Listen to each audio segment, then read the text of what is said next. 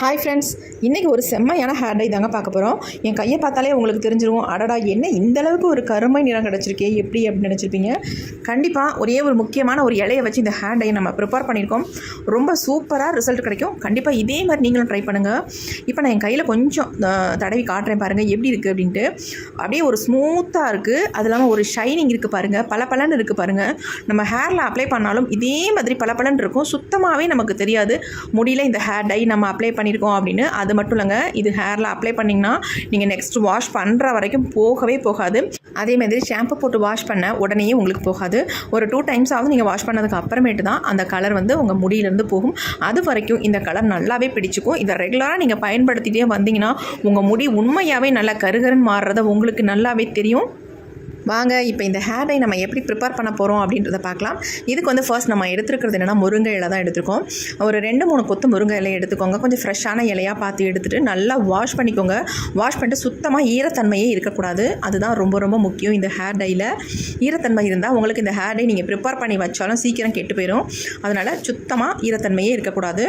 இப்போ இதை வந்து குச்சிகள்லாம் இல்லாமல் நல்லா இந்த மாதிரி உருவி எடுத்துக்கோங்க. இந்த முருங்கைக்கீரையை மட்டுமே நம்ம யூஸ் பண்ண போகிறதில்ல. இதில் வந்து ஒரு சில இன்க்ரீடியன்ஸ் மட்டுமே சேர்த்து இந்த ஹேர் டையை ஒரு சூப்பரான ஹேர் டையை நம்ம ப்ரிப்பேர் பண்ண போகிறோம். அருமையான ரிசல்ட் கொடுக்கும். இந்த ஹேர் டை நீங்கள் ஒன்ஸ் அப்ளை பண்ணாலே போதும், அப்புறமேட்டு நீங்கள் நெக்ஸ்ட்டு வாஷ் பண்ணாலும் கூட உங்களுக்கு போகாது. அந்த அளவுக்கு உங்கள் வெள்ளை முடியல சூப்பராக நல்லாவே பிடிச்சிரும். இந்த ஹேர் டையை சின்ன வயசுலேருந்து பெரியவங்க வரைக்கும் எல்லாருமே பயன்படுத்தலாம். ரெகுலராக நம்ம பயன்படுத்திட்டு வந்தோம்னா இதனுடைய சத்துக்கள் அனைத்தும் நமக்கு கிடைச்சி முடி வந்து இயற்கையாகவே நல்ல ஒரு கருமை நிறத்துக்கு மாறிடுங்க. முருங்கை இலை நல்லா ஒரு கைப்பிடி அளவுக்கு வர மாதிரி நம்ம எடுத்துக்கிட்டோம். இது அப்படியே இருக்கட்டும். அடுத்து நம்ம என்ன பண்ண போகிறோம் அப்படின்னா, ஒரு இரும்பு கடாய் ஒன்று எடுத்துக்கோங்க. கண்டிப்பாக நீங்கள் இரும்பு கடாயை இந்த ஹேர் டைக்கு யூஸ் பண்ணிக்கோங்க. அதான் ரொம்ப ரொம்ப நல்லது. நமக்கு நல்லா ஒரு ரிசல்ட்டும் கிடைக்கும். இப்போ நம்ம அந்த இரும்பு கடாய் அடுப்பில் வச்சிட்டோம். ஸ்டவ் ஆன் பண்ணி விட்டுடலாம். ஆன் பண்ணி விட்டு இதில் ஃபர்ஸ்ட் நம்ம முக்கியமான ஒரு பொருள் இதில் சேர்க்க போகிறோம். அது என்னென்னா எள்ளு தாங்க சேர்க்க போகிறோம். கருப்பு எள்ளு தான் சேர்க்க போகிறோம். இந்த கருப்பு எள்ளு நம்ம முடியை நல்லா கருமையாகவும் வச்சுக்கும். அது மட்டும் இல்லைங்க, நல்லா ஒரு ஷைனிங்காக வச்சுக்கும். அதனால தான் இந்த கருப்பு எள்ளு நம்ம இதில் பயன்படுத்துகிறோம். பாருங்கள், இதுதான் கருப்பு எள்ளு. 2 ஸ்பூன் அளவுக்கு நம்ம கருப்பு எள்ளு இதில் எடுத்துக்கலாம். உங்களுக்கு அதிகமாக இந்த ஹேர் டை பொடி வந்து தேவைப்படுது அப்படின்னா நீங்கள் கொஞ்சம் அதிகமாகவே ப்ரிப்பேர் பண்ணிக்கலாம். இப்போ நம்ம கருப்பு எள்ளு எடுத்தாச்சு. இது கூட வந்து இன்னொரு பொருளை ஆட் பண்ண போகிறோம். அது என்னென்னா கருஞ்சீரகம் தான் ஆட் பண்ண போகிறோம். அதுவும் 2 ஸ்பூன் அளவுக்கு நம்ம ஆட் பண்ணிக்கலாம். இப்போ இது ரெண்டையுமே நல்லா வறுத்து எடுத்துக்கலாம். அதாவது நல்லா கருப்பாக வர வரைக்கும் இதை வந்து வறுத்துக்கலாம். கருஞ்சீரகம் வந்து பொரிஞ்சால் ஒன்றுமே பண்ணாது. ஆனால் எள்ளு வந்து பொரிஞ்சுதுன்னா அப்படியே பட்டு பட்டுன்னு எல்லாம் தெறிக்க ஆரம்பிச்சிடும். அப்படி தெரிச்சா நிறைய வேஸ்ட் ஆயிரும். அதனால் இந்த மாதிரி ஒரு மூடியை போட்டு மூடிட்டிங்கன்னா அப்படியே உள்ளேயே உங்களுக்கு ஃபுல்லாக பொரிஞ்சிரும். அப்போ வேஸ்ட் ஆகாது. அதனால் நான் மூடி போட்டு மூடிட்டேன். இப்போ திறந்து பார்த்தா அப்படியே உள்ளே நிறைய பொரிஞ்சிருந்துச்சு. மறுபடியும் நான் மூடி வச்சுட்டேன், இன்னும் கொஞ்சமும் பொரிஞ்சிடட்டும் அப்படின்ட்டு. இப்போ பாருங்கள், நல்லா பொரிஞ்சிருச்சு. நல்லா மிக்ஸ் பண்ணி விட்டுருங்க அந்த மாதிரி. இப்போ அடுத்து வந்து இது கூட இன்னொரு பொருளை நம்ம சேர்த்துக்கலாம். அது என்னென்னா, நம்ம எடுத்து வச்சுருக்கோம்ல, ஆல்ரெடி என்ன எடுத்து வச்சுருக்கோம், முருங்கைக்கீரை எடுத்து வச்சுருக்கோம். அந்த முருங்கைக்கீரையை அப்படியே உள்ளே சேர்த்துக்கலாங்க. இந்த முருங்கைக்கீரை வந்து நமக்கு இப்போ பார்க்கும்போது பச்சை கலரில் இருக்குது. ஆனால் இது வந்து நல்லா கருகருன்னு வறுத்தெடுக்கணும். அந்த முருங்கைக்கீரையை எள்ளு எது, கருஞ்சீரகம் எது, முருங்கைக்கீரை எது அந்த அளவுக்கு தெரியக்கூடாது. அந்த அளவுக்கு நம்ம இதை வந்து வறுத்தெடுத்துக்கணும். பாருங்கள், நல்லா சுருங்கிருச்சு. நல்லா சுருண்டு சுருண்டு வருது பாருங்கள்.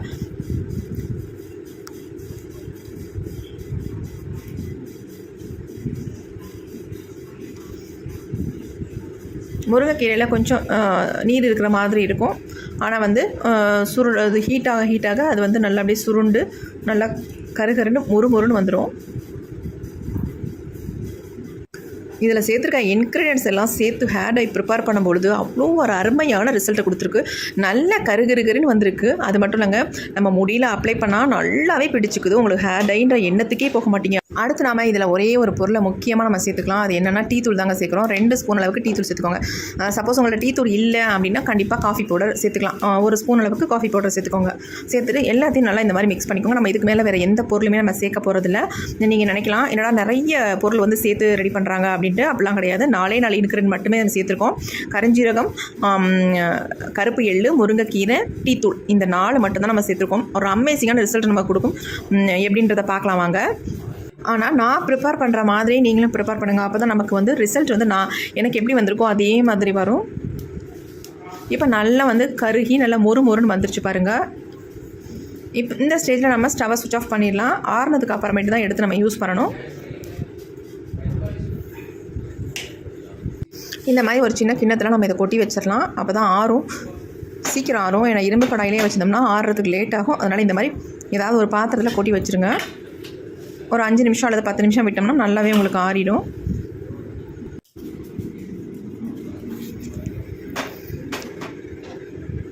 இப்போ எல்லாத்தையும் நம்ம தட்டில் கொட்டிட்டோம். நல்லா இந்த மாதிரி ஒரு கரண்டி வச்சு கிண்டி விட்டுருங்க. உங்களுக்கே சவுண்டு கேட்கும், கலகலன்னு இருக்குது பாருங்கள். இந்த மாதிரி நமக்கு சவுண்டு வரணும். அப்போ தான் நமக்கு நல்லா வறுபட்டுருக்கு அப்படின்னு அர்த்தம். கொஞ்சமாக நான் கையில் எடுத்து இந்த மாதிரி நல்லா நசுக்கி விட்டுக்கிறேன். எல்லாத்தையும் கையிலேயே பவுடர் ஆக்கிடலாம். அந்தளவுக்கு நல்லாவே வறுபட்டுருக்கு. என் கை பாருங்கள், தொட்டோடனே நல்லா கருகருன்னு ஒட்டிக்குது பாருங்கள். இந்த மாதிரி இருக்கணும். கையிலே நல்லா பிசைஞ்சு விட்டிங்கன்னா நல்லா பவுடர் மாதிரி ஆயிரும். இதை நம்ம என்ன பண்ணலாம், மிக்ஸி ஜாரில் போட்டு நல்லா அரைச்சி எடுத்துடலாம். அதாவது நல்லா நைஸாக அரைச்சி எடுத்துக்கோங்க. ஒரு 2-3 சுற்று போட்டிங்கன்னா நல்லா அரைஞ்சி வந்துடும். இப்போ நம்ம மூடி போட்டாச்சு, அரைச்சி எடுத்துகிட்டு வந்துடலாம். இப்போ நம்ம அரைச்சிட்டு வந்தாச்சு. இப்போ ஓப்பன் பண்ணி பார்க்கலாம் எப்படி இருக்குது அப்படின்ட்டு. பாருங்கள் எந்த மாதிரி வந்திருக்கு அப்படின்ட்டு. மூடிலாம் நிறைய இருக்குது, தட்டிக்கலாம் அப்படியே. நான் கையிலேயே இதை வந்து ஓரத்தில் இருக்கிறது எல்லாமே எடுத்து விட்டுறேன். கையில் எடுத்திங்கன்னா நம்ம ஈஸியாக எடுத்துடலாம். கரண்டியெல்லாம் போட்ட பாருங்கள், கையில் பாருங்கள் பிசு பிசு பிசுன்னு அப்படியே ஒட்டிக்குது. நல்லா நம்ம இதில் எதுவுமே கலக்கலை, ஆனால் பாருங்கள் நல்லா வந்து கையில் பிசுக்கு பிசுக்குன்னு ஒட்டிக்குது பாருங்கள். இந்த மாதிரி இருக்குது பாருங்கள், நல்லா பிடிச்சிக்குது கையில். ஏன்னா நம்ம எள்ளு சேர்த்துருக்கோம் இல்லையா, அதனால் நல்லா பிடிக்கும். இப்படியே எடுத்துக்கூட நீங்கள் ஹேரில் அப்ளை பண்ணிக்கலாம். அந்தளவுக்கு நல்ல ஒரு பிசு பிசுப்பு தன்மை இருக்குதுல. நல்லா கட்டிகள் எல்லாம் இல்லாமல் இந்த மாதிரி உடச்சி விட்டுக்கலாம் எல்லாத்தையுமே. இப்போ இதை வந்து ஒரு சின்ன கிண்ணத்தில் நம்ம கொட்டிக்கலாம்.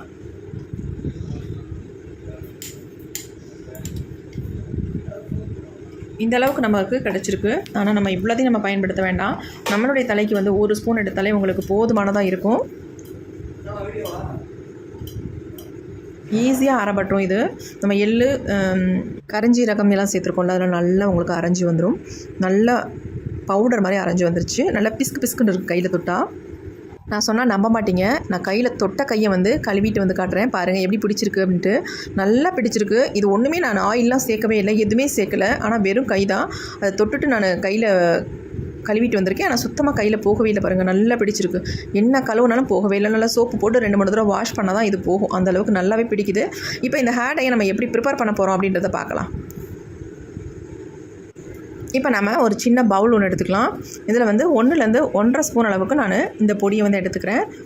என்னுடைய முடிக்கு தகுந்தது மாதிரி நான் பொடி எடுத்துக்கிறேன். நீங்கள் வந்து உங்களுக்கு எவ்வளோ தேவைப்படுதோ அந்தளவுக்கு நீங்கள் எடுத்துக்கோங்க. இப்போ தேவையான அளவு நம்ம பொடியை எடுத்துக்கிட்டோம். இப்போ இதில் வந்து ஒரு முக்கியமான ஆயிலை தான் சேர்க்க போகிறோம். நீங்கள் வந்து தாராளமாக ரெகுலராக என்ன ஆயில் யூஸ் பண்ணுறீங்களோ அந்த ஆயிலே நீங்கள் யூஸ் பண்ணிக்கலாம். இருந்தாலும் இந்த எண்ணெய்க்கு ஒரு ஸ்பெஷலான ஒரு மகத்துவம் இருக்குங்க. இந்த எண்ணெய் சேர்த்து நீங்கள் மிக்ஸ் பண்ணிங்கன்னா ஒரு சூப்பரான ரிசல்ட் இருக்கும். இது என்னென்னா கடுகு ஆயில் தாங்க. இந்த ஆயிலை நீங்கள் சேர்த்து மிக்ஸ் பண்ணி உங்கள் ஹேரில் அப்ளை பண்ணி பாருங்கள். உங்கள் ஹேர் க்ரோத் எப்படி இருக்குது, நல்ல முடி வளர்ச்சி எப்படி பண்ணுது அப்படின்ட்டு அந்தளவுக்கு ஒரு சூப்பரான ரிசல்ட் இருக்கும். எங்களால் கடுகு ஆயில் வாங்கவே முடியாது, கோகோனட் ஆயில் வேணால் யூஸ் பண்ணிக்கிறோம் அப்படின்றவங்க தாராளமாக கோகோனட் ஆயில் யூஸ் பண்ணிக்கலாம். ஆலோவேரா ஜெல் இருந்தாலும் தாராளமாக யூஸ் பண்ணிக்கோங்க. அது நீங்கள் நேச்சுரல் ஆலோவேரா வந்து யூஸ் பண்ண வேண்டாம். இதில் உங்களுக்கு அந்தளவுக்கு உங்களுக்கு ஒரு பர்ஃபெக்டான ரிசல்ட் கிடைக்காது. நம்ம வந்து கடையில் வாங்குகிற ஆலோவேரா ஜெல் இருந்தால் தாராளமாக அதை ஆட் பண்ணி நல்லா மிக்ஸ் பண்ணிவிட்டு உங்கள் ஹேரில் அப்ளை பண்ணிக்கோங்க. எல்லாத்தோட பெஸ்ட் என்னன்னு சொல்வேன்னா கோகோனட் ஆயில் ஓகே தான், அதே மாதிரி கடுகு ஆயில் சூப்பர்னு சொல்வேன்.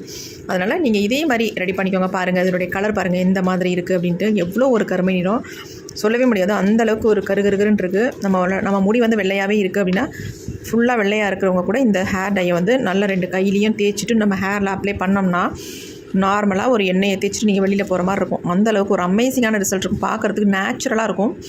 பார்த்தா கூட தெரியவே தெரியாது நீங்கள் இந்த ஹேர் டை அப்ளை பண்ணியிருக்கீங்க அப்படின்ட்டு. அந்தளவுக்கு பர்ஃபெக்டாக இருக்கும். அருமையாக உங்கள் ஹேர்லேயும் பிடிச்சிக்கும். இந்த ஹேர் டையை ரெடி பண்ணிவிட்டு நீங்கள் உடனே வந்து அப்ளை பண்ணாதீங்க. ஒரு 1/2 hour மட்டும் எடுத்து மூடி வச்சிடலாம். அதுக்கப்புறமேட்டு எடுத்து நல்லா பயன்படுத்திக்கலாம். இல்லைனா நல்ல ஒரு மிக்ஸ் ஆகி நமக்கு வரும். அதனால் ஒரு 1/2 hour மூடி வச்சுட்டு அதுக்கப்புறமேட்டு எடுத்துக்கலாம். இப்போ அப்படியே இருக்கட்டும். அது முன்னாடி நம்ம பொடி எடுத்து வச்சுருக்கோம் பார்த்திங்களா, அந்த பொடி மிச்சம் இருக்கிறத நம்ம ஒரு ஏர்டைட் பாக்ஸில் நம்ம போட்டு எடுத்து ஸ்டோர் பண்ணி வச்சுக்கலாம். கண்டிப்பாக இதை வந்து வெளியில் வைக்காதீங்க. ஏன்னா நான் வச்சுருந்துருக்கேன். ஆனால் வச்சுருந்தப்ப என்னென்னா ஒரு மாதிரி பூஞ்சை பிடிச்சது மாதிரி ஆயிடுச்சு. அதனால் இது வந்து ஃப்ரிட்ஜில் வந்து ஸ்டோர் பண்ணி வச்சிட்டிங்கன்னா அப்படியே இருக்கும். உங்களுக்கு கெட்டு போகவே போகாது. 1 வாரம் ஆனாலும் 10 நாள் ஆனாலும் அப்படியே இருக்கும். இதுவே நீங்கள் வந்து வெளியில் வச்சுருந்தீங்கன்னா ஒரு 2-3 டேஸில் வந்து ஒரு மாதிரி பூஞ்சை பிடிச்சது மாதிரி ஆயிடும், அப்புறம் வேஸ்ட்டாக போயிடும். அதனால் நிறைய ப்ரிப்பேர் பண்ணி இந்த மாதிரி ஸ்டோர் பண்ணி வச்சுக்கோங்க ஃப்ரிட்ஜில். அப்படி சூப்பராக இருக்கும். இந்த மாதிரி டைட்டான டப்பாவில் போட்டு வச்சுக்கோங்க. இப்போ இது அப்படியே இருக்கட்டும். நம்ம 1/2 hour ஆயிடுச்சு. நம்ம ஹேர் டை எப்படி இருக்குது அப்படின்றத பார்க்கலாம். உங்களுக்கு அவசரம்னா டக்குன்னு எடுத்து நீங்கள் அப்ளை பண்ணிக்கலாம். அப்படி இல்லைனா ஒரு 1/2 hour எடுத்து அப்படியே மூடி வச்சிட்டிங்கன்னா ரொம்ப சூப்பராக நல்லாயிருக்கும். நான் சொல்கிற மாதிரி இன்னொரு மெத்தட்லேயும் நீங்கள் அதை வந்து பயன்படுத்தலாம். என்னென்னா, இந்த ஹேர் டை பொடி ஆல்ரெடி நம்ம ரெடி பண்ணி வச்சுருக்கோம் பார்த்தீங்களா, அந்த பொடியை என்ன பண்ணுங்கள், கோகோனட் ஆயிலில் நல்லா மிக்ஸ் பண்ணிடுங்க. எவ்வளோ எண்ணெய் இருக்கோ அந்த எண்ணெயில் மிக்ஸ் பண்ணிவிட்டு, அப்படி இல்லைன்னா கொஞ்சமாக ஆயிலில் கூட எடுத்து நீங்கள் நல்லா மிக்ஸ் பண்ணிவிட்டு ஒரு 3 டேஸ்க்கு நல்லா வெயிலில் வச்சு எடுத்துக்கோங்க. எடுத்ததுக்கு அப்புறமேட்டு அதை வந்து ரெகுலராக நீங்கள் ஆயில் வந்து ஹேரில் அப்ளை பண்ணுற மாதிரி நீங்கள் அப்ளை பண்ணிவிட்டு வாங்க. சொல்லவே முடியாது, உங்கள் முடியெலாம் செம்மையாக நல்லா மாறிடும். இந்த மாதிரி கருகருன்னு மாறிடுங்க. என் கையில் ஒட்டியிருக்கு பாருங்கள், எந்த அளவுக்கு இருக்குது பாருங்கள். அந்த மாதிரி உங்கள் முடி வெள்ளை முடியெல்லாம் இந்த மாதிரி சேஞ்ச் ஆகிடும். அவ்வளோ ஒரு சூப்பரான ரிசல்ட் இருக்கும். கண்டிப்பாக நீங்கள் வந்து ட்ரை பண்ணுங்கள். ட்ரை பண்ணி பார்த்துட்டு இதே மாதிரி நீங்கள் ப்ரிப்பேர் பண்ணி உங்கள் ஹேரில் அப்ளை பண்ணி பாருங்கள். பார்த்துட்டு எனக்கு கமெண்ட் பண்ணுங்கள் எப்படி இருந்துச்சு அப்படின்ட்டு. கண்டிப்பாக இந்த வீடியோ வந்து பெரியவங்கலேருந்து சின்னவங்க வரைக்கும் எல்லாத்துக்குமே ரொம்ப ரொம்ப யூஸ்ஃபுல்லாக இருக்கும் அப்படின்னு நினைக்கிறேன். அப்படி உங்களுக்கு யூஸ்ஃபுல்லாக இருக்குன்னு நினச்சிங்கன்னா நம்மளுடைய சேனலுக்கு ஒரு லைக் ஒன்று போட்டுக்கோங்க, சப்ஸ்கிரைப் பண்ணிக்கோங்க, பக்கத்தில் இருக்க பெல் ஐக்கானை கிளிக் பண்ணிக்கோங்க. Thank you friends.